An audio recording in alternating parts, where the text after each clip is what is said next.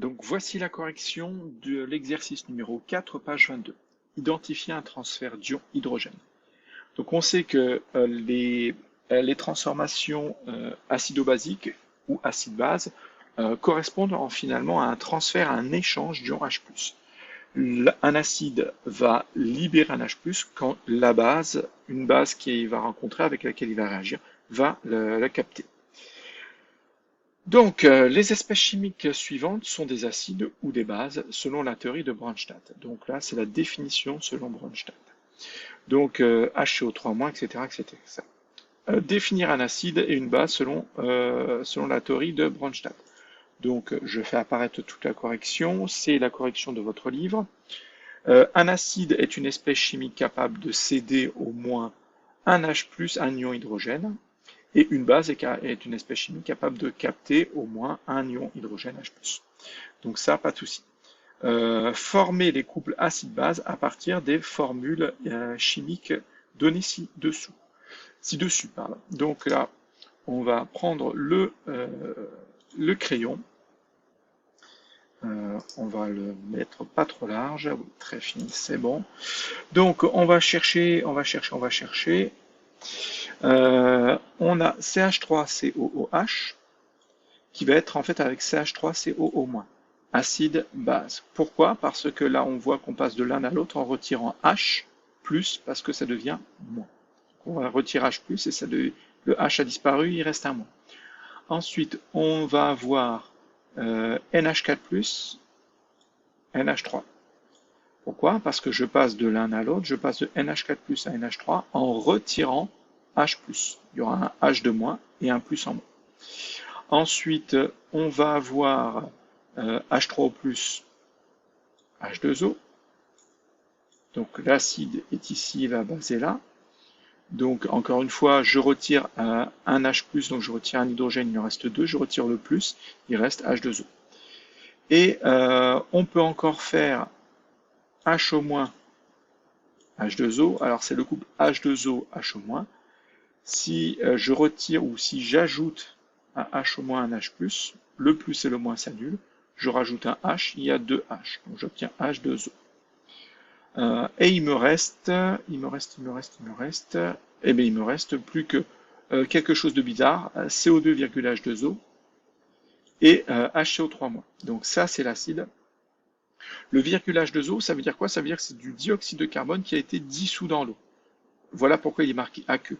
Il est parfois noté H2CO3, c'est-à-dire en une seule formule. Mais le H2CO3 n'existe pas réellement. C'est vraiment du CO2 qui est aqueux, c'est-à-dire qui est entouré de molécules d'eau, et qui va avoir des propriétés acides, et là, ça sera sa base conjuguée. Donc on notera le couple CO2, H2O / HCO3-. Donc voilà, c'est peut-être le plus dur à repérer, celui-ci. Ensuite, écrire les demi-équations acide-base associées au couple formé. Donc là, je l'ai déjà détaillé. Hein. CH3COH va donner, donc là, on utilise un signe égal. Ici, CH3CO- plus H+. C'est assez simple, c'est extrêmement simple en fait. C'est l'acide égale sa base conjuguée plus H+. Donc acide égale ça plus H+. Acide égale ça plus H+. Acide égale ça plus H+, à chaque fois. Ensuite, donc CO2, H2O égale HCO3- plus H+. Toujours acide égale la base conjuguée plus H+. Acide égale la base conjuguée plus H+. Donc regardez, mettez sur pause, regardez pour vérifier correctement que vous ayez bien les bons couples et les bonnes demi-équations. Ensuite, justifier que l'eau est une espèce chimique amphotère.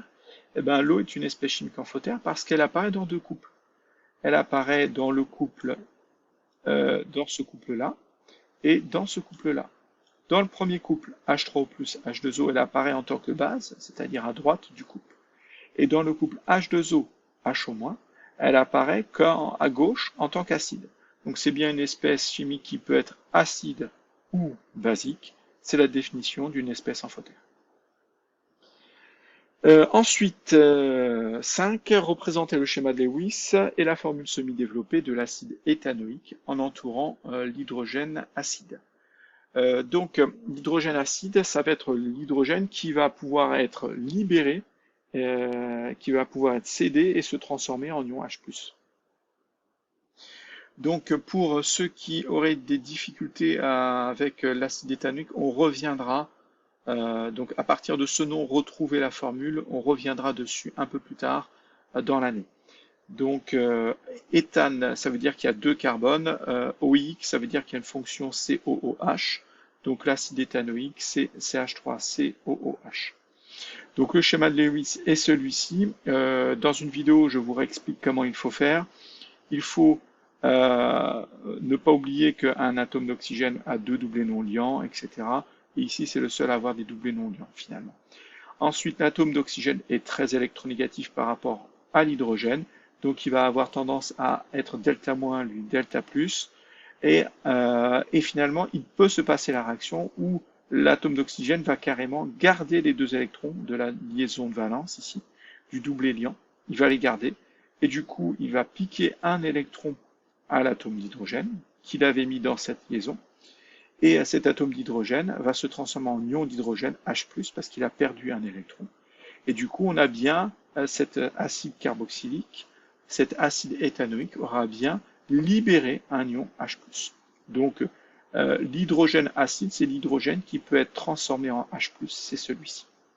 Et la formule semi-développée, vous l'avez ici, c'est la même chose sans les doublés non liants.